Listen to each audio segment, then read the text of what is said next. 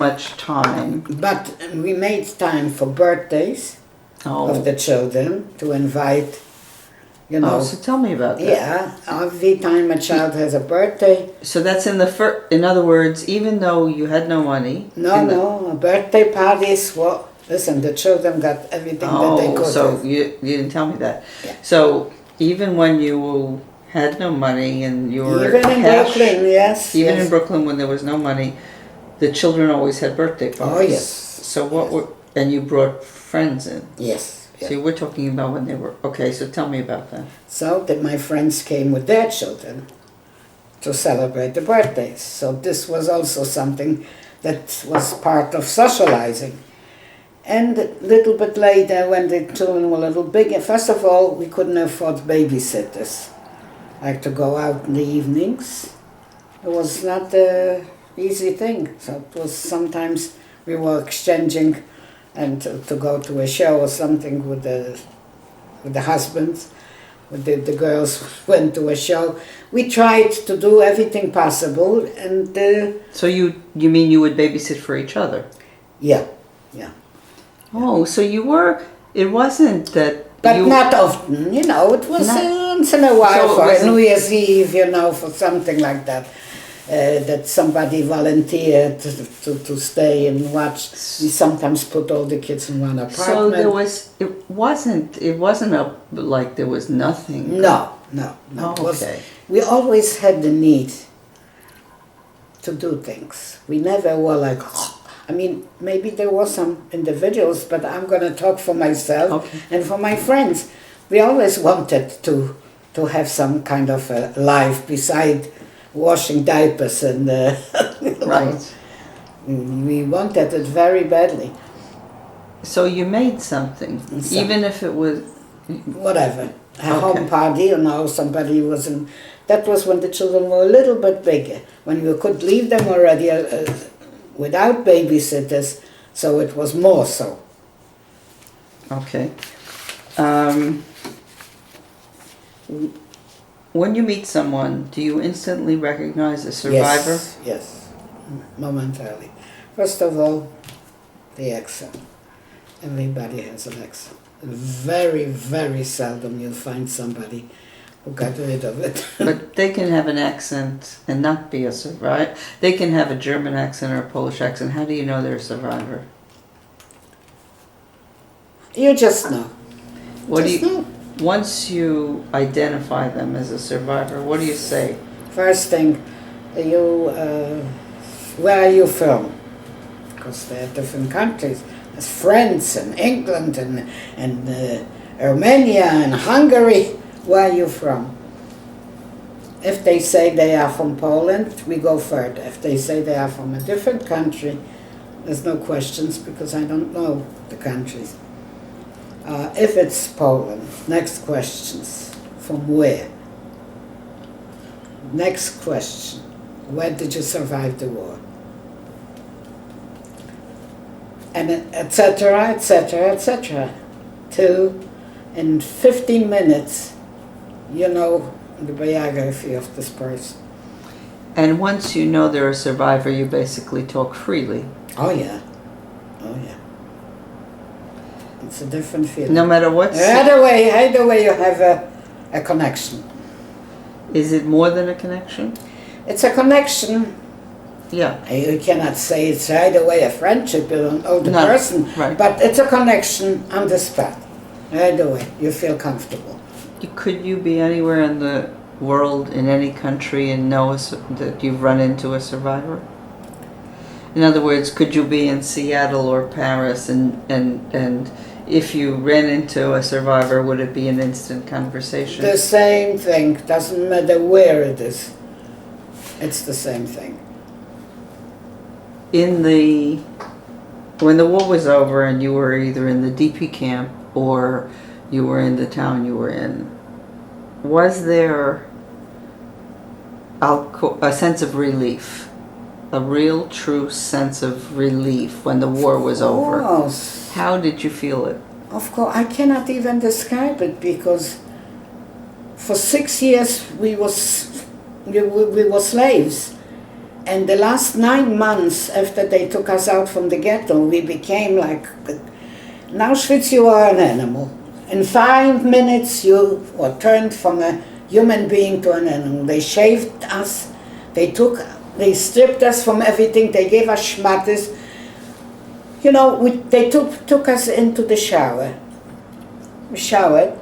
A young woman stays there with a big towel, towel for a bath.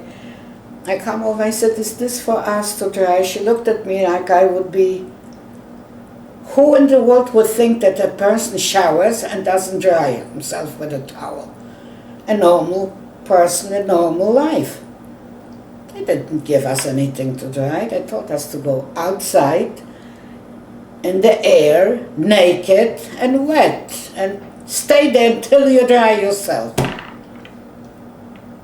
You know, what they did to us, we were just like bewildered animals. Didn't know what was going on with us for all the time in Auschwitz. When we came to the camp and we saw a little bit of normal, couldn't believe it.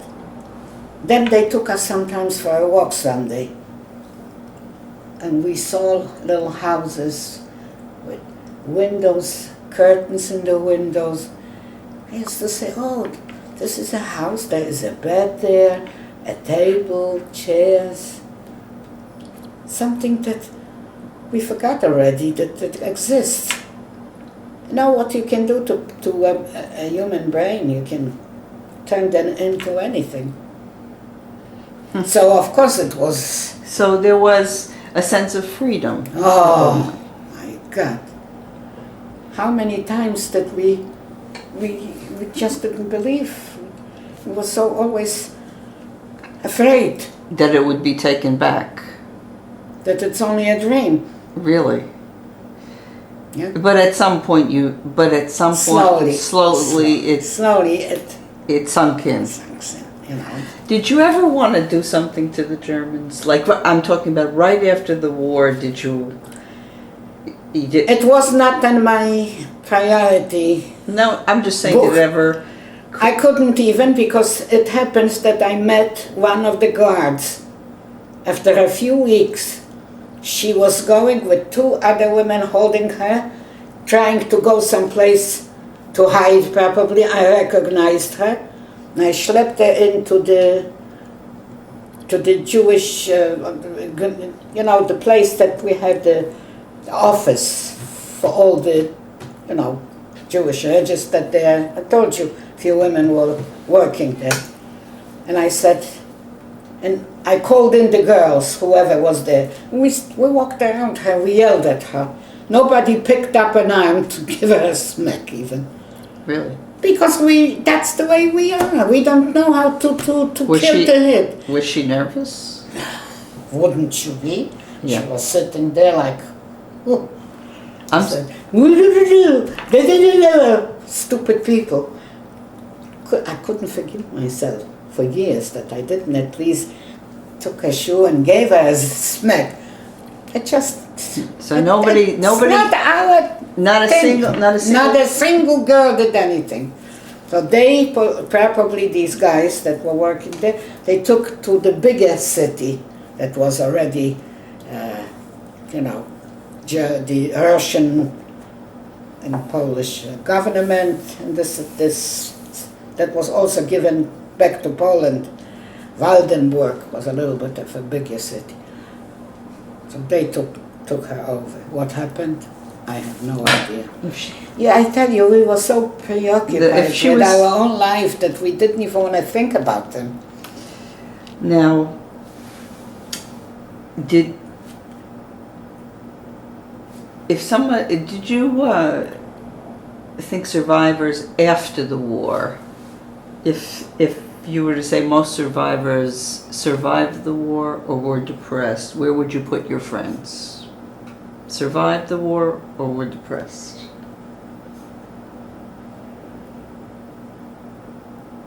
I'm not talking about, let me make it a clearer question. Everybody has nightmares. Everybody thinks about the war. Everybody will never get over the fact that they went through that experience. Let's accept that as a baseline. However, there are some people who didn't fare well, and there are some people who fared well. If I were to say to you, do you view survivors as people who are depressed or as people who survived well? Your group of friends. My group of friends, considering, survived better than some. I do read a lot about, on the subject about survivors and anything that has to do with the Holocaust. That's the way Michigan goes. Anything that is shown, and some people say, I cannot look at it. I have to. I cannot say to myself that I'm not going to see it because I'm going to get upset. I have to. And I want to. So I read about all kinds of stories. As a matter of fact, second generation survivors claiming that the parents were depressed and there was no life. I cannot You don't relate identify to with that. it. Right. I was trying to raise my children that they should have lots of fun. Wherever we went to rent a place for the summer, the first thing was, are there children this age? They should have a lot of children to play with, and schlepp them to shows, schlepp them to movies, schlepp them to zoos, schlepp them to Well, whatever. The reason I ask you the question is because people have approached me as a second generation and said to me, are you mentally okay? And I said, why do you ask? And it's because I haven't read this research or this study, but I think that there's information out in the world, or the books that have been written have been by people that tend to show a negative portrayal, and I didn't grow up with that. Right. That's right. So I asked the question because that's not what I grew up with. That's so right. I'm saying that I'm going to clarify this by saying it's not. My bias is probably the opposite. I don't feel that my parents or their friends were very depressed. If they were, I didn't see it. That's right. So I too have read about, I had a great uncle who I knew was depressed, but that wasn't my experience. But, so I'm saying, not what you read, but your state of mind. No depression. Your friends. As a matter of fact, my daughter once went to, somebody wrote, second generation wrote a book. And she went with another friend that was also a survivor, from Lodz, even the parents. And the woman that wrote the book was claiming that the parents were depressed and the mother was never, didn't show her much emotion, much love. She was always criticizing her, and etc., etc. And she was telling me then when they walked out from there, my daughter said to her friend, I don't identify with this whatsoever. The other one said the same thing. She came from the same type of family. There were all kinds of people. They're different characters, different people with different makeups that react to life in a different way. But I would say on the whole, I would say that people created very warm, loving homes for their children. From what I know. Everyone that I know, that I associated with the most. Now, you are still friendly. Since the war, you have maintained a close group of friends at all times with the same group of people Yes. since the war. Yeah. So but it's changed only slightly as you moved from Brooklyn to Queens. But who are your Almost not, so because they they followed you. They followed. So we're gonna end the interview, but we're gonna tell me who you have a core group, and then you have a second group and a third tier group. You basically have layers. Is that what you're saying? Like, let's put it this way: my mother is a friend, but she's not in your core group. Yeah. So, how would you describe you have a core, but then there's all these other friends. So I have a friend in Europe and never left Europe. This is a friend that I went to school with. I went to the whole ghetto with her. I wasn't by chance in camp together, the same camp Halbstadt. We separated after the war because she found an aunt in Lodz and she stayed there with them, and then she went to Germany to look for her boyfriend that we met at the same time walking in the street, and he came over, he introduced himself, and they started to go out like a year before the ghetto ended. And she went because she heard that he survived. We were in touch. Then I came to the States, and we still were in touch until we lost somehow. They moved, and we had our heads full. We separated, but I was looking for her, and I found her in another place in Germany. And from then on, she was here, I was there. When my husband passed away, she asked me I have to come to stay with her in Switzerland. They had an apartment there because they skied. I was there for 6 weeks right after my husband died. It was very important to me. He was also a friend that I knew from before because we were a group of youngsters. What's her name? Fella Girls. And you kept in touch with her? I am in touch with her. I just spoke to her yesterday. We speak to each other very often. She was in the States here twice through the years. I was there twice with her, and the last time I was there in Switzerland with her for 6 weeks, because after my husband passed away. We had a school gathering in Israel in 91. What's a school gathering? Now I'll explain to you. We were enrolled in high school, gymnasium, 39 in spring, before the war. Before the school year ended, the 6th grade, we were enrolled. We had to take exams, and we, together with her and 2 others that we also had a group of 4, we were accepted to the gymnasium.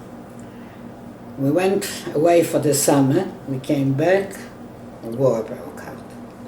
The Germans marched it. After the Germans were in Lodz, I would say a few weeks, it started the normal life. So to say, of course, businesses were right away, Jewish businesses were out, they took away. But schools started. We started our school, first year gymnasium. We were there for 4 weeks, for 4 months, till they started with it, no more. It was September, October, November, December. Yeah, 4 months. It was supposedly vacation time. In between, they were taking over school buildings. So we're talking about strictly Jewish only. We took in another school for after. So we helped each other as much as we could. It wasn't like a vacation. That was the time that everybody was earning away from lunch. My cousin, the one that I told you, that the two sisters that survived, that their father was, I have to show you a picture from the ghetto, my picture, remember. Came to visit, we stayed with my aunt on Piotrkowska Street, because we're afraid here, we're afraid there. They are registering all the students, the Jewish students from all the Jewish gymnasiums, because there's going to be one school of all these students. They already gave a notice that they're going to make a ghetto. So whoever was from all other schools, they had to register, and they started before the ghetto yet, the school in the frames of the ghetto. They got some house, then they gave us a school building that was a school before the war, some kind of public school. And we were there through the spring, through the summer. There was no vacation because not to miss anything. And through the winter. And the winters, there was no heat, we were sitting in coats, we were riding in gloves, but we went to school. Then the following summer, we had to leave this building because it was supposed to be a factory there. So in the outskirts of Lodz, but it was the frames of the ghetto. It was like a country already, little houses, and mostly for workers. Working people were living there, non-Jews, near the cemetery. They gave us these little buildings, we should put the school there. We were going through everything that possible not to miss the school. Then it was September 41. End of September 41, they decided. First of all, it was like an end of the second year of high school, and then they decided the Germans, no more schooling, to work. They knew everything what was going on, they had to be reported. And we had to go to work. And we started working in this place where I met Bronka, because Bronka was working there too. So in 91, some of these former students, we were from the younger ones, they were all the ones who made the matriculation already, lives in Israel. One is a doctor, one is a scientist, they all, mostly from the older group that had more schooling, they followed up after the war, and they became, even from my class, a girl, she's retired already, she lives in New York, she's a MD because she survived with her parents. She was left in the ghetto from the 800 people to clean. You know about it, that they left 800 people when they shipped us out to Auschwitz that should clean out the ghetto. They sent all the furniture, everything that was found after we left, to ship to Germany. And they had plans for these people to shoot them. They even dug their own graves on the cemetery that's still, till this day, like a long thing, they had plans. But somebody squealed that tonight they're going to do that, and they all ran into the ghetto part and were hiding on ethics, although they didn't have too much time to look for them. They started to run away because the Russians were a few miles away. So she was one of those lucky ones that she survived with her parents. She was the only child, and right away she started to go to school, and she finished, and she went to medical school, she became a doctor. There were 3 girls from our class that became doctors. In 91, they decided to make a gathering in Israel from all the students. They came from Sweden, they came from Australia, was something, I have a book, I'll show you, it was really something. So that's how you so know her. Felunia, my friend Fela, came also to the gathering with her husband. And where's Felunia live? She lives now in half a year in Belgium and half a year in Switzerland. Okay, And we are still... So these are outer circle friends. Yeah. So who is your inner circle? My inner circle is Hala Weiss, Hankalu, that your mother knows from Salzburg, and Lola, Lola's last name, please. fine, and Hala Weiss. We were with Hala and Hankalu. We were in camp. Lola, I befriended here Which in the camp? States, in Hauptstadt. Okay. Yeah, and there were others, but they are not around anymore. So these are the left. Who was close but died? Who was Also part of the group but has passed away? Oh, there was Judy Grunberg. She was in Hauptstadt. She lived in our neighborhood. Dora Greenbaum lived here And one what- street away. Was in Hauptstadt and was living here. We played cards together. We were in the Okay. country together. Has gone. We had several. If you can remember the names. Oh, I do. George Behrens and Dorka Behrens.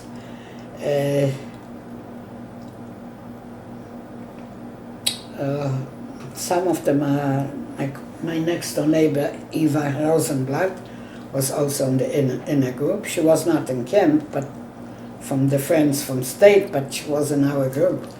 Where did you know her from? Forest Hills.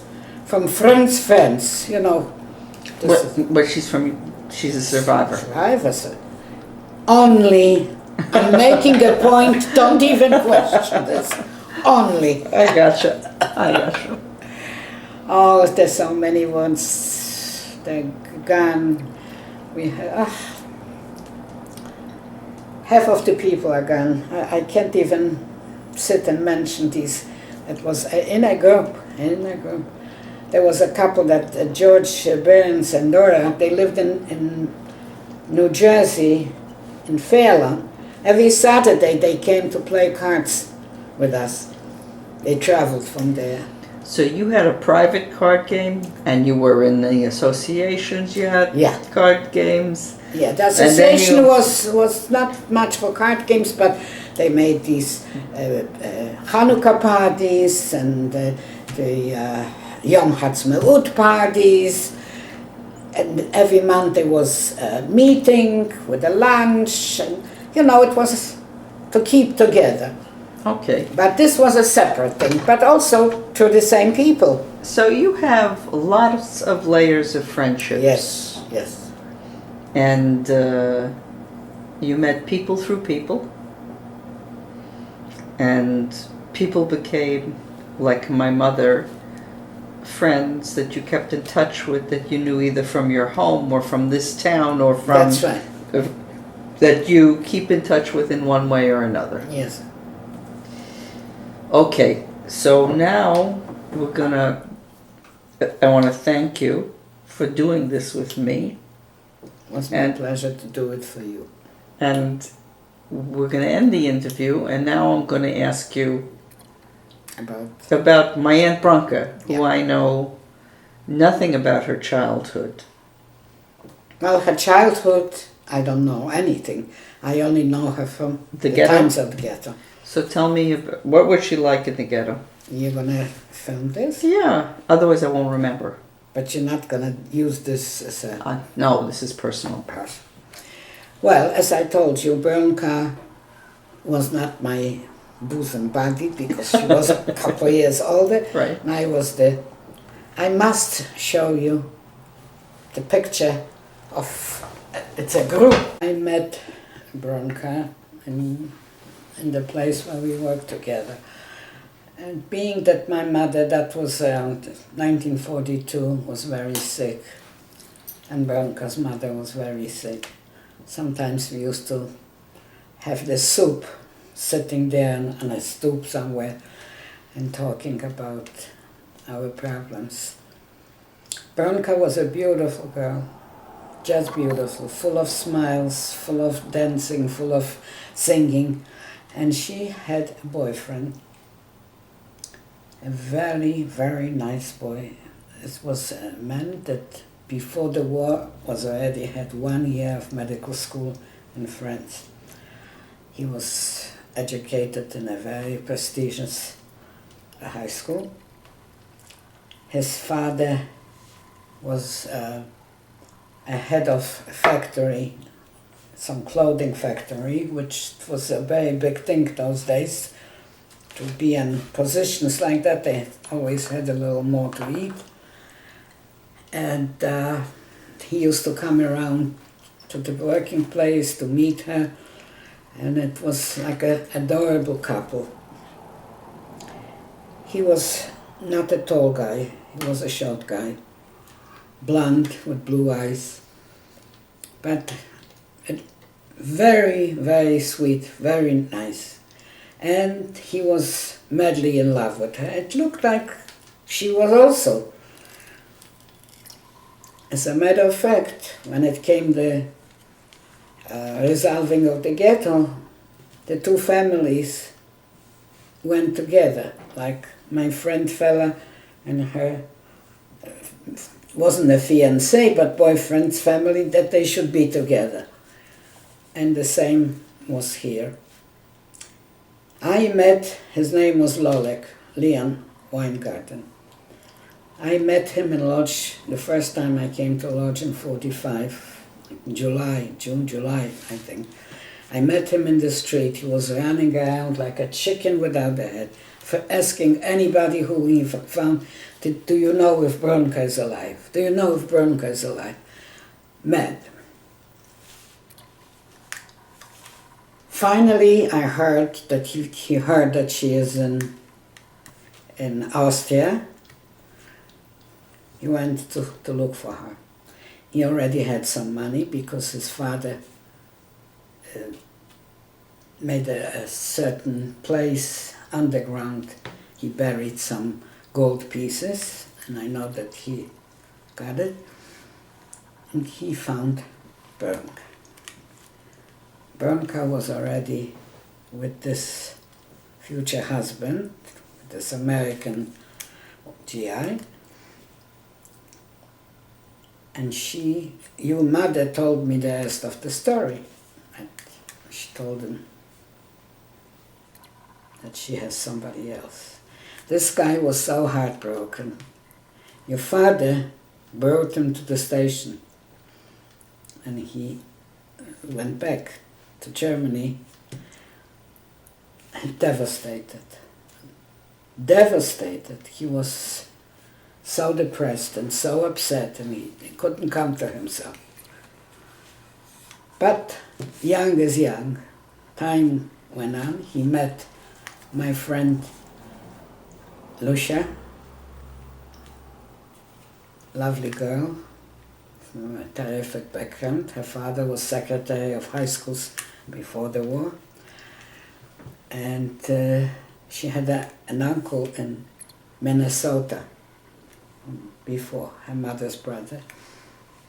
So they started to see each other, etc. She had papers that uncle brought her over, and she was first in the States. Then he came, he had some relatives in New York, and they were in touch. P.S. They got together, they were in New York, they got married. And Bronka's story with her first husband and all that, you know, we heard that she had very hard times. Oh, yeah. First of all, I heard, I don't know how much it's true, that the family of this man that she brought her over and married her at the Goyim, they were not nice to her. What do you remember about my grandmother? About your mother's mother's mother. Not much, very little, but I do remember seeing her. And she was very pretty. And she had, this Bronka looked like her. She had the same color. Browns, like a brown, something unusual. Hair. Very smiley face, this I remember. Your grandfather, I remember when I came for the Shiva call. Now I heard... I remember him too. My mother told me you paid a Shiva call, but that it was very hard for you to pay a Shiva call. You had to sneak. Tell me about that. Sneak out from work. Tell me how you got to pay. Well, I tell you, the people who stood there watching, who comes in, who comes out, they were also from the Jews.